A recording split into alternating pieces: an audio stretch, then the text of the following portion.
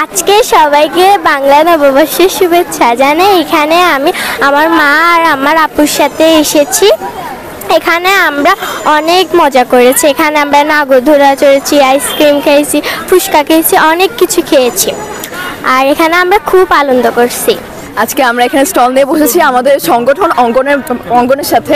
এখানে হচ্ছে গিয়ে আমাদের পান্তা ভাত আছে, ঠিক আছে, পান্তা ভাতের সাথে কয়েক রকমের ভর্তা আছে, তার সাথে হচ্ছে কি পেঁয়াজও আছে, শুকনা মরিচ আছে, তার সাথে হচ্ছে কি এখানে আমাদের আনারস মাখা আছে, আম মাখা আছে। এখানে হচ্ছে গিয়ে আমাদের ভর্তাগুলো এইভাবে ডিসপ্লেতে রাখা। এখানে হচ্ছে গিয়ে শরবতগুলো আছে, এটা তরমুজের শরবত। এখানে হচ্ছে গিয়ে আমের 2 রকমের শরবত আছে। এখানে হচ্ছে গিয়ে এটা মিষ্টি হবে, আম পান্না, আর এটা একটু টক হয়, এটা হচ্ছে গিয়ে আম পোড়া জুস।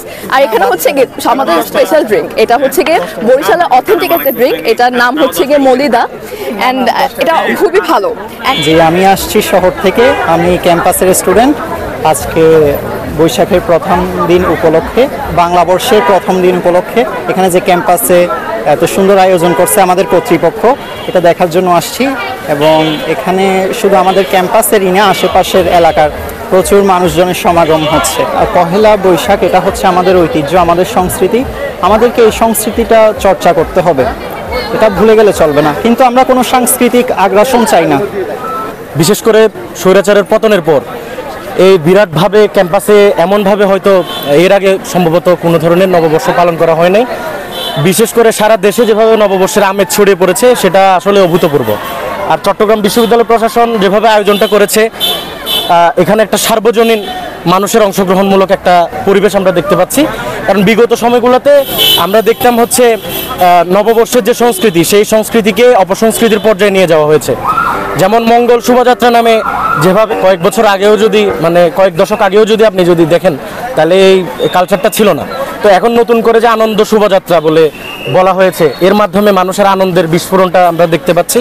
এবং স্বৈরাচার যে বিদায় ঘটেছে, স্বৈরাচারের এই আনন্দটা সকল জনগণের মধ্যে আমরা দেখতে পাচ্ছি। আর বিশেষ করে চট্টগ্রাম বিশ্ববিদ্যালয়ের প্রত্যেকটা শিক্ষার্থী আমেজে পরিপূর্ণ। এবং আপনার এখানে বলি খেলা থেকে শুরু করে বিভিন্ন ধরনের গান বাজনা, তারপর কাবাডি, সব কিছু মিলিয়ে একটি অসম্ভব সুন্দর ক্যাম্পাস আমরা বর্তমানে দেখতে পাচ্ছি। আমাদের যে একটা সংস্কৃতি বা কৃষি নির্ভর যে অর্থনীতি বাংলাদেশ, তো ওটাকে যে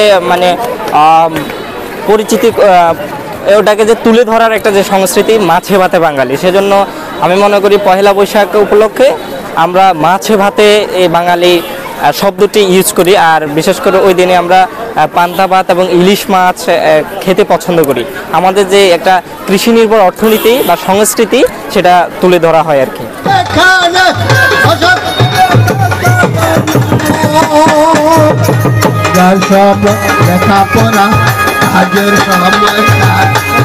আমাদের দেশ স্বপ্ন পুরি ফুল পরি লাল পরি লাল পরি সবার সাথে বাপ করি, সবার সাথে বাপ করি। আমাদের দেশ স্বপ্ন